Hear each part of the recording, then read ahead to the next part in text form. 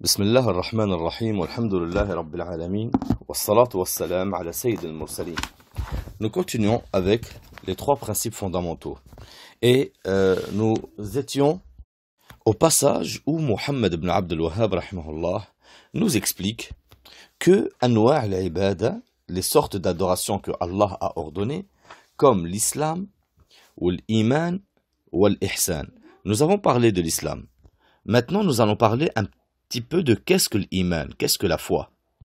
Et nous allons essayer de faire bref. Allah nous a expliqué c'est quoi l'iman par l'intermédiaire du prophète Mohammed sallallahu alayhi wa sallam. Tous vous connaissez le hadith où Jibril est venu vers le prophète sallallahu alayhi wa sallam, lui a dit Ya Mohammed, qu'est-ce que l'islam? Et lui a dit que tu témoignes que la ilaha illallah Muhammad Rasulullah, que tu fais la salat, que tu jeûnes le mois de Ramadan, que tu donnes la zakat et que tu fasses le hajj, si tu en as les capacités. Ensuite, il lui dit à Mohammed, qu'est-ce que l'iman, qu'est-ce que la foi? Et là, le prophète sallallahu alayhi wa sallam lui explique. Il lui dit, an tu'min billah wa malaikatihi wa kutubihi wa rusulihi wal yawm al-akhir wa al-qadr sharr wa khayr. Yani que tu crois en Allah, en ses anges, en ses livres, en ses prophètes, au jour du jugement dernier, et tu crois au destin, qu'il soit bon ou mauvais. Donc, l'iman, c'est le fait de croire en cela. Mais avant de savoir en quoi consiste la foi, qu'est-ce qu'elle nous ordonne, nous devons savoir qu'est-ce que c'est. Dans la langue arabe, le mot iman, qu'est-ce qu'il veut dire? Al-Azhari, il dit dans le livre Tahdhib al-Lugha, il dit اتفق أهل العلم من اللغويين وغيرهم أن الإيمان معناه التصديق. قال تعالى حكاية عن إخوة يوسف عليه السلام وما أنت بمؤمن لنا. لم يختلف أهل التفسير أن معناه وما أنت بمصدق لنا. يعني ici Al-Azhari dans son livre il dit la foi c'est le fait de croire. C'est le fait de croire. Car quand les frères de Youssef, ils ont dit à leur père, alayhi salam, Yaqub, ils lui ont dit, وَمَا أَنْتَ بِمُؤْمِنٍ لَنَا. Et toi, tu n'as pas la foi en nous. Ça veut dire que tu ne crois pas. Donc les ulama ont dit, al-iman huwa at-tasdiq. At-tasdiq, le fait de croire. Et al-iqrar, le fait d'avoir la certitude. Sauf que certains savants ont dit, il y a une différence entre amana lahu et amana bihi. Amana lahu, il le croit. Amana bihi, il croit en lui. D'accord? Wama anta mu'minun lana, tu ne nous crois pas. C'est le fait de croire. Amana billah, il croit en Allah. Il croit en Allah. Il croit en l'existence d'Allah et en la parole d'Allah.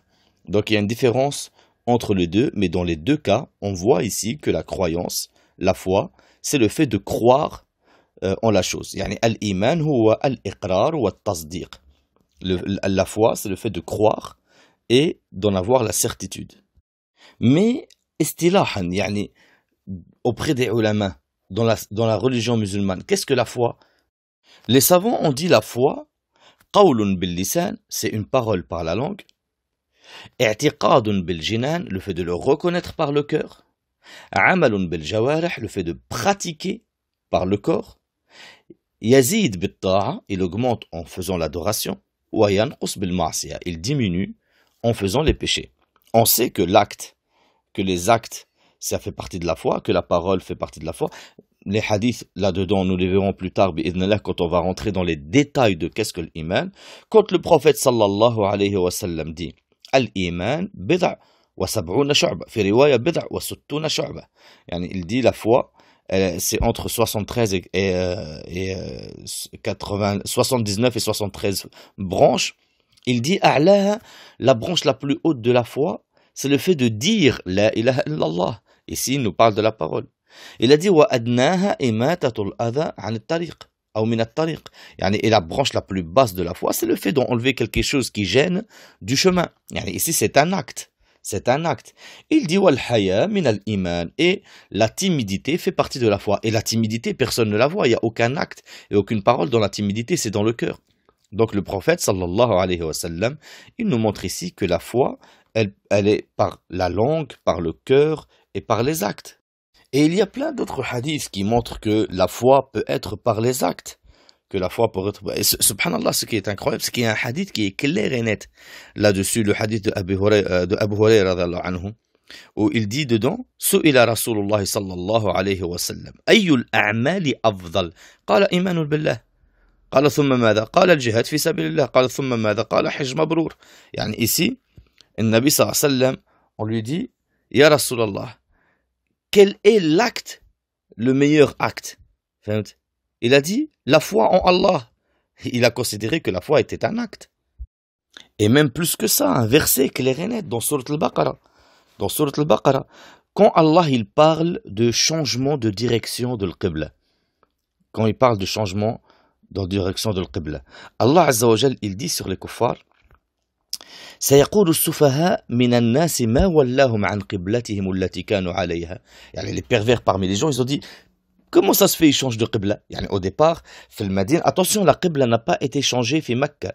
Beaucoup ils croient que la qibla, Allah il lui a fait changer في Mecca. Ça veut dire qu'il a fait la salat à peu près 1 an et 6 mois, 16 mois ou 17 mois في Mecca. Ensuite il a changé. Non, la qibla, yani au départ, pendant 3 ans, le prophète il faisait la salat, il se mettait en direction de l'Kaaba, mais il mettait la Kaaba en direction de l'Quds. D'accord? C'est quand il est arrivé à Madina que la Qibla elle a été changée. D'ailleurs, la mosquée Masjid al-Qiblatayn, la mosquée des 2 Qibla, là où les gens ils ont changé de Qibla, c'est Masjid al-Qiblatayn, il est fait le Madina. Et quand la Qibla elle a été changée, Allah il dit سيقول السفهاء من الناس ما ولاهم عن قبلتهم التي كانوا عليها. Qu'est-ce qui leur a fait changer leur Qibla? Allah il dit قل لله المشرق والمغرب. Dis, c'est à Allah appartient le nord et le sud. يهدي من يشاء إلى صراط المستقيم. Il guide qui il veut vers le chemin droit. وكذلك جعلناكم أمة وسطا لتكونوا شهداء على الناس. Et on vous a mis un peuple du milieu pour que vous soyez témoins sur les gens, sur ceux qui ne veulent pas croire en Allah. يعني. ويكون الرسول عليكم شهيدا. Et le prophète il sera témoin contre vous si vous n'obéissez pas. وما جعلنا القبلة التي كنت عليها إلا لنعلم من يتبع الرسول ممن ينقلب على عقبيه. Et on a fait cette qibla là, cette nouvelle qibla pour vous tester, pour voir qui suit le prophète réellement et qui va faire marche arrière. وإن كانت لكبيرة إلا على الذين هدى الله. Même si c'était une chose grande, sauf pour ceux qui ont réellement Allah les a guidés. Ensuite, Allah il dit وَمَا كَانَ اللَّهُ لِيُضِيعَ إِيمَانَكُمْ. Et Allah ne va pas faire perdre votre foi. إِنَّ اللَّهَ بِالنَّاسِ لَرَؤُوفٌ رَحِيمٌ. Qu'est-ce qu'il veut dire par Allah ne va pas faire perdre votre foi?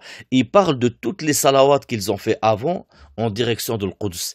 Est-ce qu'elles sont toutes annulées? Est-ce qu'elles ne sont plus valables? Non, elles sont valables. Et c'est pour ça Allah il leur a dit ce que vous avez fait comme salat en direction de l'Quds, Allah ne va pas vous le faire perdre, vous en serez récompensé. Mais comment Allah il a appelé cette salat? Il l'a appelé iman. وَمَا كَانَ اللَّهُ لِيُضِيعَ إِيمَانَكُمْ. يعني Allah ne va pas faire perdre votre foi, يعني vos actes d'avant. Mais nous devons un petit peu, comme je vous l'avais dit dans les cours précédents, je vous avais dit que petit à petit nous allons parler des sectes égarées par rapport à la foi.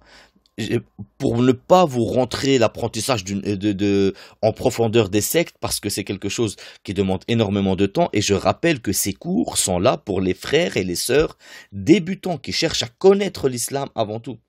Donc nous avons dit, les musulmans, les sunnah wal jama'a, ceux qui suivent salaf al-salih, les pieux prédécesseurs, et le meilleur des prédécesseurs à suivre, Huwa Nabi Muhammad sallallahu alayhi wa sallam, et nous devons le dire, parce que le prophète, il dit à Fatima, Ana khayru salafu laki.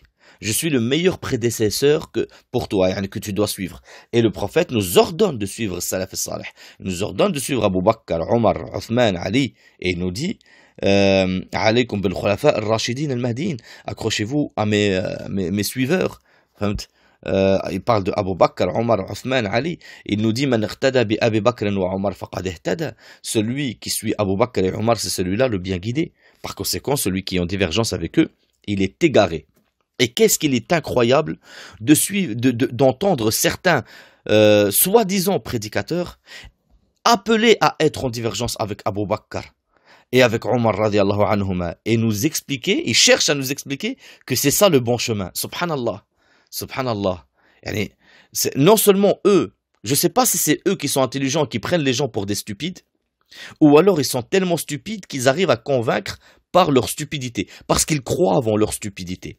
Comment le prophète vous dit, celui qui a suivi Abu Bakr et Omar, c'est celui-là le bien guidé. Et comment vous pouvez écouter quelqu'un qui vous appelle à être en divergence avec Abu Bakr et Omar? Subhanallah, à se demander si votre aql à ce moment-là, il est présent. Comment pouvons-nous délaisser la parole du prophète sallallahu alayhi wa sallam pour un soi-disant prédicateur de Paris ou de je sais pas quoi? Enfin, il faut absolument que notre aql nous revienne. Il faut absolument qu'on soit un minimum perspicace. Un minimum perspicace. Allah, il a créé le passé, le présent et l'avenir. Et Allah sait mieux que nous ce qu'il y a dans l'avenir. Quand Allah il a envoyé le prophète Mohammed sallallahu alayhi wa sallam, il savait, Allah, qu'il y aurait des musulmans en France. Il savait que cet islam sera combattu, qu'il sera dérangé, qu'il sera traité de tous les noms. Il le savait, Allah. Et c'est pour ça que Allah nous a fait une charia que tu peux appliquer dans tous les endroits et à n'importe quel moment. Il n'est pas difficile d'appliquer l'islam. Donc, c'était une petite parenthèse réellement qui appelle les frères et les sœurs de France à revenir à la raison et à ne pas délaisser la parole du prophète Mohammed sallallahu alayhi wa sallam pour la parole de qui que ce soit parmi ces soi-disant prédicateurs qui nous font des khutbahs en costard-cravate. Taïb, et pour revenir, donc, Ahl Sunnah wal Jama'a, ils disent Al-Iman, c'est une parole par la langue, un acte par le corps, un dogme par le cœur qui augmente par les actes de bienfaisance, qui diminue par les péchés. Oui, la foi augmente.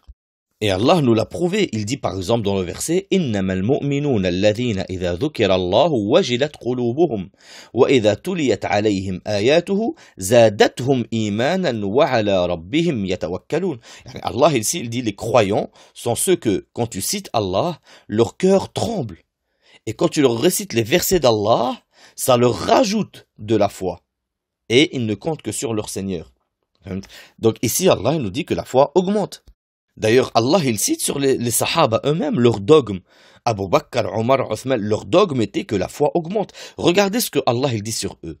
Il dit وَإِذَا مَا أُنزِلَتْ سُورَةٌ فَمِنْهُمْ مَنْ يَقُولُ أَيُّكُمْ زَادَتْهُ هَذِهِ إِيمَانًا فَأَمَّا الَّذِينَ آمَنُوا فَزَادَتْهُمْ إِيمَانًا وَهُمْ يَسْتَبْشِرُونَ.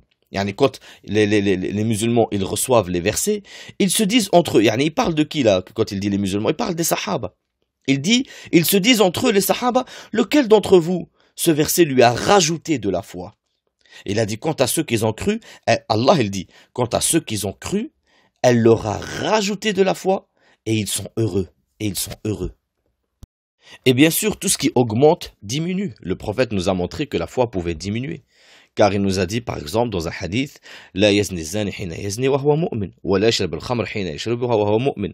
Le fornicateur, quand il fait la fornication, il n'est plus croyant.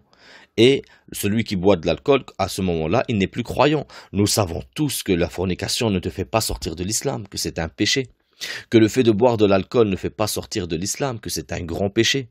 Mais dans ce cas-là, pourquoi le prophète sallallahu alayhi wa sallam il a dit, au moment où tu fais ces péchés, tu n'es plus croyant? C'est parce qu'en fait, ta foi, elle est tellement basse que tu te permets de faire des choses, de transgresser Allah en sachant que Allah te regarde. Tu as oublié que Allah te regarde.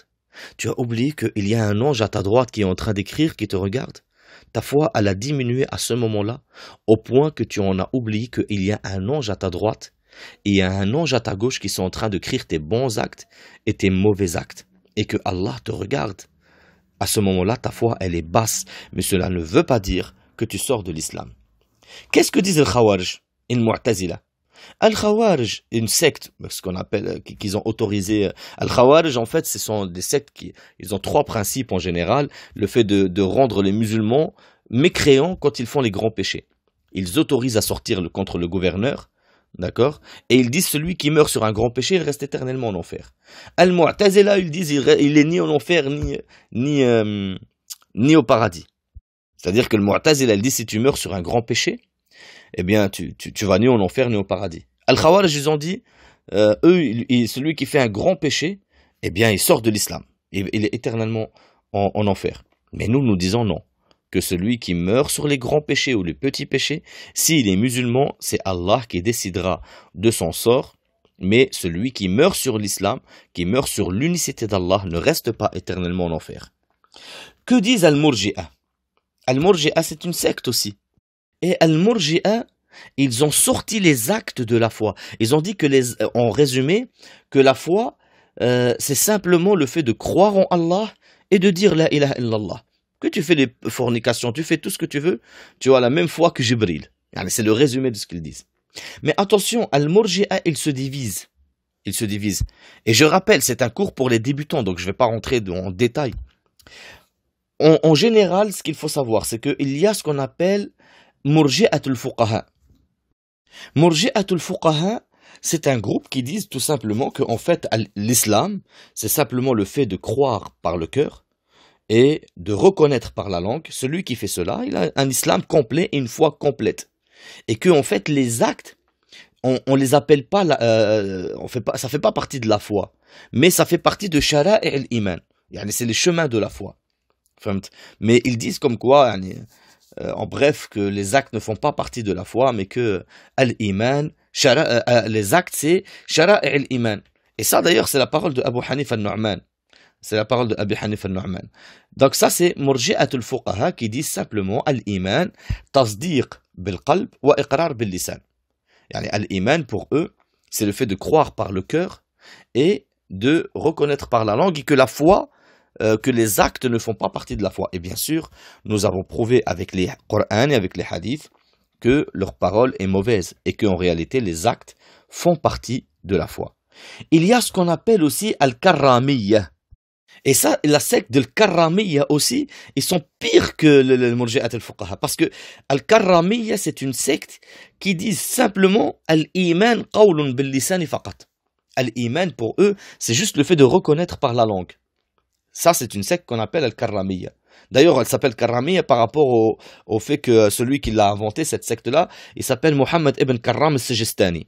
D'accord? Eux, ils disent, même si dans ton cœur, tu crois pas en Allah, eh ben, à partir du moment que tu dis la ilaha illallah, c'est bon, t'es musulman. Ça veut dire que pour eux, en fait, l'hypocrite est un croyant. L'hypocrite, on doit le considérer comme un croyant. Attention, parce que certains ulama, ils en disent khalafu ahl sunnah fil ism dun al-hukm. Ça veut dire pour eux, l'hypocrite, on ne doit pas l'appeler hypocrite. Il est croyant, mais ils disent il est quand même éternellement en enfer. Il y a ce qu'on appelle aussi al-jahmiyya. Al-Jahmiyya qui a été inventé par Al-Jahm ibn Safwan. Al-Jahm ibn Safwan, Abu Mihraz al-Rasibi. Et celui-là, il est parti encore plus loin. Il a dit Al-Iman, huwa al-ma'rifa faqat. Al-Iman, pour lui, c'est juste le fait de reconnaître. Si tu dis pas la ilaha illallah, tu fais pas les actes, tu crois pas en Allah, juste tu sais qu'il y a Allah. Et juste tu sais, c'est bon, t'es un croyant. Et il y a ce qu'on appelle Al-Asha'ira. Et Al-Asha'ira, ils disent Al-Iman huwa al-tasdiq faqat. Al-Jahmiyya, ils disent juste le fait de connaître Allah, c'est bon. Al-Asha'ira, pour eux, c'est le fait juste de croire en Allah, c'est bon. Même si tu fais pas les actes, même si tu fais pas tu dis pas, c'est bon. À partir de ce moment-là, tu es musulman. Donc ça, c'est le résumé des sectes, des sectes reconnues qui ont divergence avec la réalité et la vérité de l'islam par rapport à la foi. Et nous détaillerons plus tard, bi'idhnillah, quand on arrivera, quand on finira certains livres, quand on rentrera dans les cours spécifiques aux sectaires. Attention par rapport aux Asha'ira, car ils sont beaucoup propagés. Les Asha'ira sont beaucoup propagés et ils cachent leur mal, ils tirent les gens petit à petit. Parmi les égarements lointains des Asha'ira, c'est qu'ils ont modifié les spécificités d'Allah. C'est-à-dire qu'ils disent Allah, c'est pas des vraies mains qu'il a. Allah, il dit dans le Coran, à Iblis, il dit pourquoi tu ne te prosternes pas de ce que j'ai créé de mes mains. Le prophète, il dit Allah, il a deux mains. Ses deux mains sont deux mains droites. Le prophète, il parle de doigts, les doigts d'Allah. Allah, il prend la terre sur un doigt, le ciel sur un doigt, etc. Ash'ari, ils disent non, tout ça, ça n'existe pas. En réalité, la main, ça veut dire la miséricorde. Le visage, ça veut dire si. Ils ont transformé. Il faut se méfier, par conséquent, des Ash'ari qui sont très propagés en France. سبحانك اللهم وبحمدك أشهد أن لا إله إلا أنت أستغفرك وأتوب إليك